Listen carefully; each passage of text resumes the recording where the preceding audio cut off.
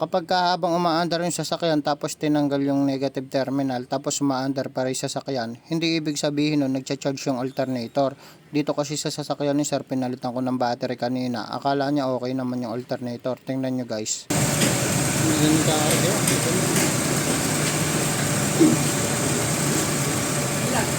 I-revolution nyo po tayo, di kumakarga yan. Diba? Oo, bomba nyo nga. Kailangan kasi guys, habang umaandar yung sasakyan, tataas yung voltage.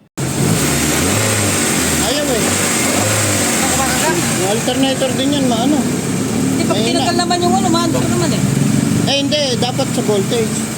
Sabi ni sir, kapag tinatanggal daw niya yung negative terminal, hindi naman namamatay yung sasakyan.